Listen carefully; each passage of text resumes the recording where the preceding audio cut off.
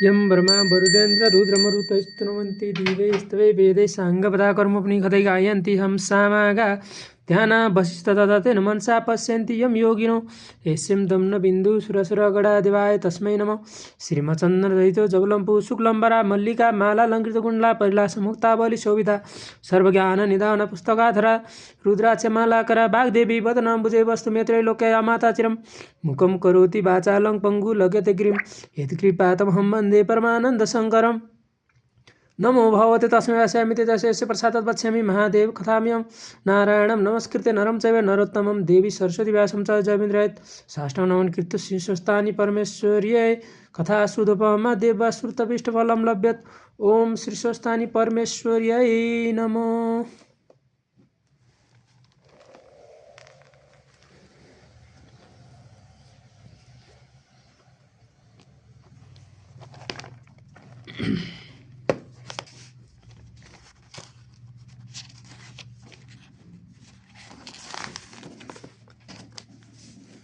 द्वादशो अध्याय कुमारजी आज्ञा गर्नुहुन्छ हे अगस्त्य मुनि। त्यसपछि के भयो त्यो घटना पनि सुन। सतीदेवीले दक्ष प्रजापतिको यज्ञमा आफ्नो प्राण छोडेपछि साक्षात् अम्बिका देवीको स्वरूप लिई आफ्नो लोकमणि दीपमा जानुभयो। देवताहरू ब्रह्मा विष्णु आदि सबै शक्तिहीन भए। अर्कोतर्फ तारकासुर दैत्यले वरदानको प्रतापले देवताहरूलाई पीडित पार्दै स्वर्गबाट लखेटेपछि सबै देवताहरू मिलेर हिमालय पर्वतमा गई भगवती जगदम्बाको भक्तिभावले स्तुति गर्न लागे। विष्णु आदि देवताहरूले तपस्या र स्तुति गरेको हुँदा तीन लोककी माता भुवनेश्वरी उमा प्रसन्न भएर देवताहरू र हिमालय पर्वतलाई दर्शन दिनुभयो। देवताहरूले पुकार गर्दै भने, हे महामाया, हजुर फेरि अवतार लिएर शिवजीको साथमा विवाह गर्नुहोस्, अनि मात्र हामी देवताहरूको कल्याण हुनेछ, नत्र हामी माता बिनाका टुरा भएका छौँ। हजुरले यिनै हिमालय राजाकी स्त्री मेनकाको गर्भमा बास लिई जन्म लिनुहोस्। हजुरलाई कोटी नमस्कार छ, हाम्रो इच्छा पुरा गरिदिनुहोस्। देवताहरूको बिन्ती सुनि आश्चर्यचकित हुँदै उमादेवीबाट आज्ञा भए, हे देवता हो, ज्ञान बिना र भक्ति बिना तिमीहरूले सतीदेवी जस्तै मलाई पनि अपमान गर्नेछौ। तैपनि तिमीहरू मेरा सन्तान भएकाले म तिमीहरूको इच्छा पुरा गर्नेछु। तर म देवी भगवती गीताको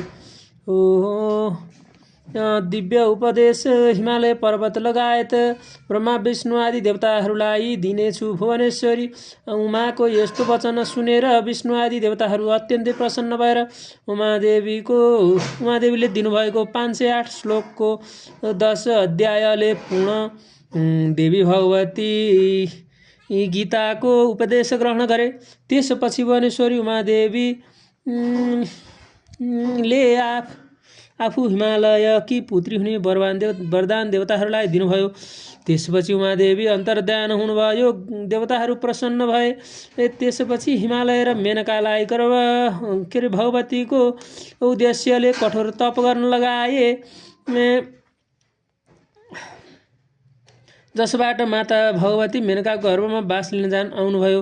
आफ्नी स्त्री मेनका गर्भिणी भएको चाल पाएर हिमालय पर्वत धेरै खुसी भई आफ्नो मर्यादाले उचित कर्म गरिदिए। 10 मास पूर्ण भयो र मेनकाको गर्भदेखि उनै भुवनेश्वरी उमा पर्वतकी कन्या भएर जन्म लिनुभयो। कस्ती कन्या भने रक्तवर्ण 1000 सूर्यको जस्तो तेज भएकी, कोमल, अति सुन्दर, पद्म पत्र जस्ता नेत्र भएकी यस्ती कन्या जन्मेको देखि हिमालय पर्वतले वशिष्ठ आदि ऋषि ज्योतिषहरूलाई बोलाई विधिपूर्वक नारायण गराए। वशिष्ठ आदि ऋषि ज्योतिषहरूले भने, हे हिमालय, हामीले यी बालिकाको नाम पार्वती भन्ने राख्यौँ, किनभने पर्वतकी कन्या भएकाले पार्वती नै यिनको नाम जुर्यो। तिमी धन्य रहेछौ। यी बालिकाले भविष्यमा जगदीश्वर श्रीमहादेव स्वामी पाएर चतुर्दश भुवनकी रानी हुनेछिन् र सम्पूर्ण दैत्यहरूको संहार गर्नेछिन्। ऋषिहरूको यस्तो कुरा सुनेर हर्ष मान्दै राजा हिमालय पर्वतले ऋषिहरूलाई अनेक रत्न सुवर्ण र गाईहरू दान गराएर यथेष्ट भोजन गराए। भोजन गरिसकेर ऋषिहरूले भने, हामी तपाईँदेखि पूर्ण कृतज्ञ छौँ भयौँ, अब आज्ञा भए आफ्ना आश्रममा जान्छौँ। यति भन्दै सबै ऋषिहरूले बिदा माग्दा हिमालय पर्वतले खुसी भई साष्टाङ्ग प्रणाम गरी बिदा दिए। यसपछि ऋषि ज्योतिषीहरू आफ्ना आफ्ना आश्रममा गए। त्यसपछि हिमालयकी पुत्री पार्वती पनि शुक्ल पक्षका चन्द्रमा झैँ दिन बढ्दै ठुली हुनु लाग्नुभयो। साक्षात् भुवनेश्वरी उमाको अवतार भएको हुनाले सानी छँदा खेल्दा पनि उहाँ शिवजीकै पूजा गरी खेल्ने र केही चर्चा गर्नुपर्दा पनि शिवजीको गर्नुहुन्थ्यो। सबैजनासँग शिवजीको महात्मा सोधपुछ गर्दै र व्याख्या गर्दै गर्नुहुन्थ्यो। यस्ता प्रकारले शिवजीको भक्तिमा चित्त लगाइरहनुहुन्थ्यो। पार्वती बिस्तारै ठुली हुँदै जानुभयो। एक दिन नारद ऋषिले विष्णुको समीपमा गई भन्न लागे, हे वैकुण्ठनाथ, हिमालय पर्वतकी पुत्री पार्वती नाम गरेकी कन्या तपाईँको लागि योग्य छिन्। लक्ष्मीभन्दा पनि अति सुन्दरी 32 लक्षणले युक्त भएकी ती कन्या तपाईँ विवाह गर्नुहोस्। नारदको वचन सुनि श्री विष्णुले भन्नुभयो, हे नारदजी, हिमालय पर्वतले ती कन्या मलाई दिलान्। र भगवान विष्णुले यस्तो आज्ञा गर्दा नारद ऋषिले भने, हे भगवान, हजुरले यसको चिन्ता गर्नु पर्दैन, म गएर अहिले नै विवाहको कुरा मिलाउँछु। यति भनी नारद श्री विष्णुबाट विदा भई हिमालय पर्वत छेउ गए। नारद ऋषिलाई आएको देखेपछि हिमालयले शिष्टाचार गरी आसनमा बसाए। यसपछि हिमालयले नारदलाई सोधे, हे देवर्षि, आज मेरो घर हजुरले पवित्र पारिदिनुभयो। केही काम थियो भने आज्ञा गर्नुभए कृतार्थ हुने थिए। हिमालयको कुरा सुनेर नारद ऋषिले भने, हे गिरिराज, तिम्री पुत्री पार्वती विवाह गर्न योग्य भएकीले वैकुण्ठनाथ श्री विष्णुलाई कन्यादान गर्नु उचित होला भनी यहाँ आएको हुँ। नारद ऋषिको यस्तो वचन सुनि हिमालय पर्वतले ज्यादै खुसी हुँदै भन्न लागे, हे नारदजी, तपाईँले भन्नुभएको कुरा उचित लाग्यो। तपाईँका आज्ञाले मेरी पुत्री पार्वती श्री विष्णुलाई दिए। तपाईँ गएर श्री विष्णुलाई यो कुरा सुनाइदिनु होला। यसपछि नारद ऋषिले वैकुण्ठमा गई हिमालयसित भएका सबै वृत्तान्त श्री विष्णुलाई सुनाए। नारदले भने, हे भगवान, हजुरले भने बमोजिम हिमालय पर्वतले आफ्नी छोरी पार्वती हजुरलाई दिने कुरा गर्नुभयो। अब उचित लग्न जुराई पार्वतीसँग विवाह गर्नुहोस्। नारद ऋषिका यस्ता वचन सुनि विष्णु प्रसन्न भई भन्न लाग्नुभयो, हे नारद मुनि, तिमी धन्य रहेछौ। अब आफ्ना आश्रममा जाऊ, म पनि साई जुराएर पार्वती कन्यादान लिन हिमालयको घरमा जान्छु।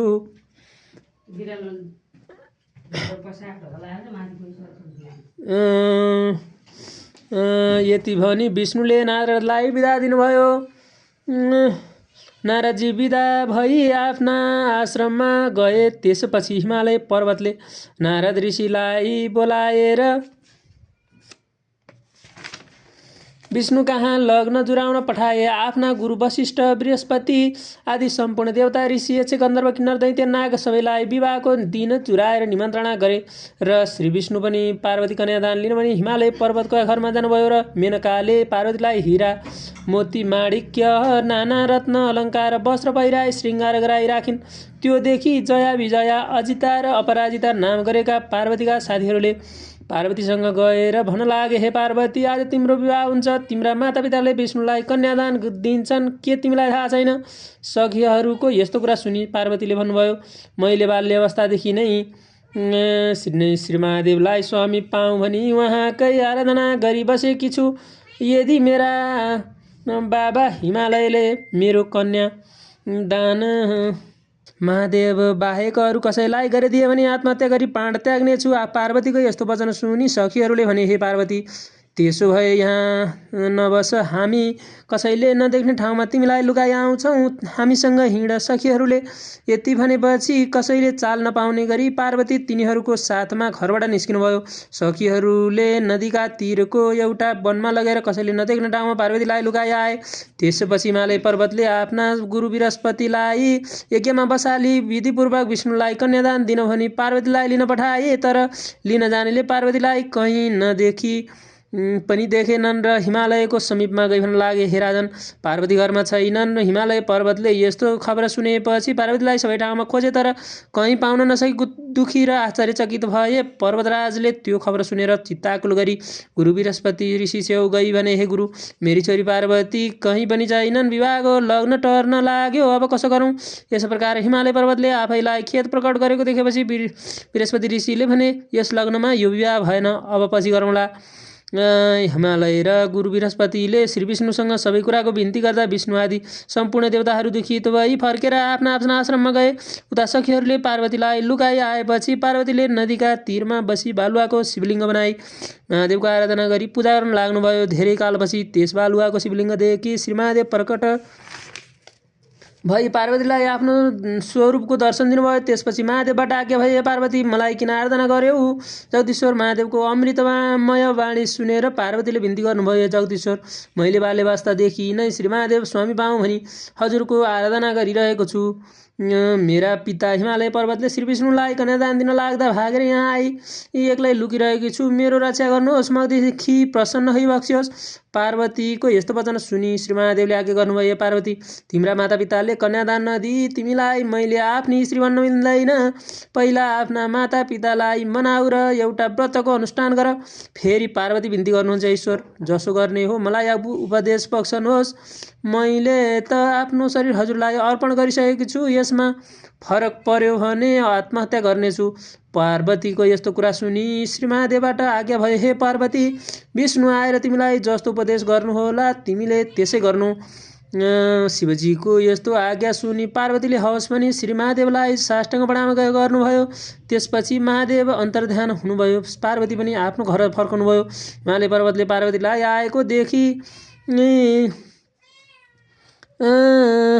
आएको देखि क्रोधित हुँदै भन्न लागे, पार्वती, तिमी कहाँ गएकी थियौ? यहाँ मेरो बेइज्जत भयो। विष्णु आदि देवताहरू कन्यादान नलिकन फर्केर गए। पिता हिमालयको कुरा सुनेर पार्वतीले भन्नुभयो, हे पिता, मैले बाल्यवस्थादेखि नै श्री महादेव स्वामी पाऊँ भनी उहाँकै प्रतीक्षा गरिरहेकी छु। तपाईँले विष्णुलाई कन्यादान दिन लाग्दा भागेर लुक्न गएकी थिएँ। पार्वतीको यो वचन सुनि हिमालयले नारायणका दिन वशिष्ठ आदि ऋषि ज्योतिषीहरूले भनेको कुरा सम्झी चुप लागे। त्यसपछि पार्वतीले कहिले विष्णु आउनुहोला र व्रतको अनुष्ठान गरी श्री महादेव स्वामी पाउँला भनी नाना तीर्थ व्रत दान धर्म जप तप यज्ञ गरी शिवलिङ्ग बनाई पूजा गर्न लाग्नुभयो। पार्वतीले यस्ता तरहले भक्ति गरेको देखि भगवान विष्णु हातमा शङ्ख चक्र गदा पद्म लिई गरुडमाथि सवार भई पार्वती छेउ गएर आएर भन्न लाग्नुभयो, पार्वती, तपाईँले नाना तीर्थ व्रत दान धर्म यज्ञ जप गरेको देखि म प्रसन्न भएँ। के वर माग्नुहुन्छ? अब म वरदान दिन्छु। विष्णुको आज्ञापछि पार्वतीले हात जोडी भन्नुभयो, भगवान, हे भगवान, अरू थोक वरदान के मागौँ? श्री महादेव स्वामी पाऊँ।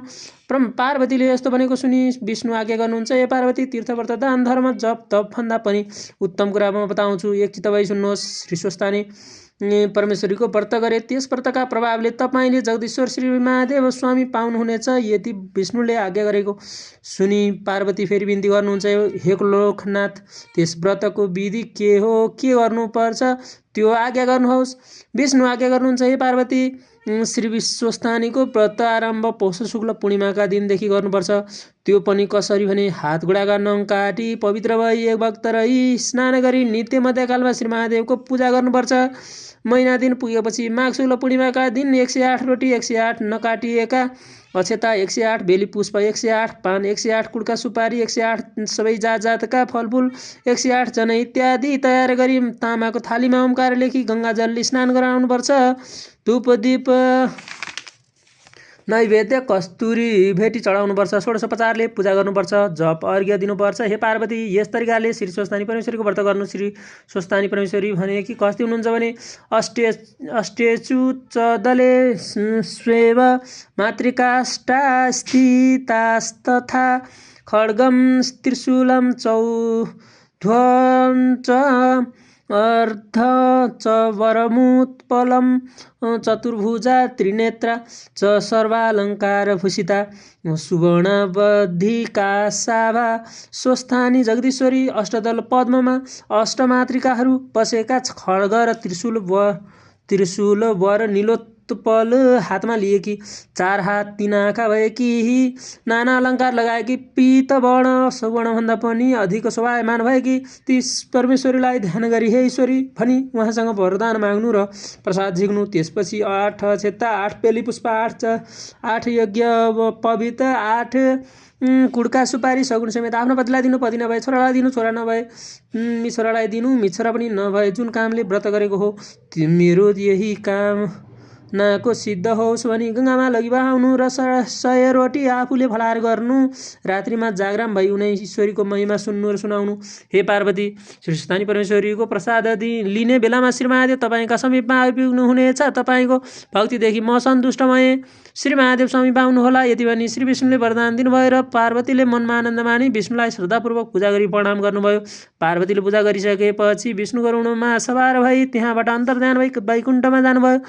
इति श्री स्कन्द महापुराणे माहेश्वर खण्डनाथ केदारखण्ड महाभारतको सम्बन्धित श्री स्वस्तानी परमेश्वर कथाया विष्णुद्वारा श्री स्वस्तानी व्रत विधि वर्णन नाम 12 अध्याय।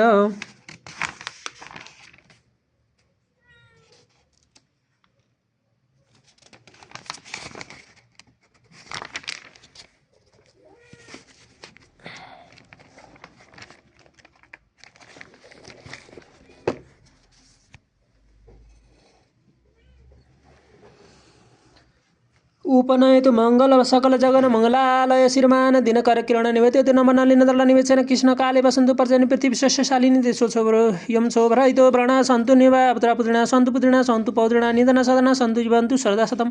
तत्र गंगा यमुना च तत्र गोदावरी सिन्धु सरस्वती च तीर्थानि सर्वाणि वर्षन्ति तत्र यात्रा चतुर्धार कथा प्रसंग या कुन्दिन दूतसार हार धवलाया शुक्रवर्षावृता या वीणा वर्धन मणितकराया श्वेत पद्मासना या ब्रह्माच्युत संकट पृथ्वी सदा वनिता सामा पातु सरस्वती भवती निहेजाड कायन वाचा मन सिन्धव बुद्धं नाम निश्चेतु सावतं करोमि यत् सकल प्रस्मै नारायणेति समर्पयत्। तत् श्री स्वस्तानी परमेश्वर्यै नमः।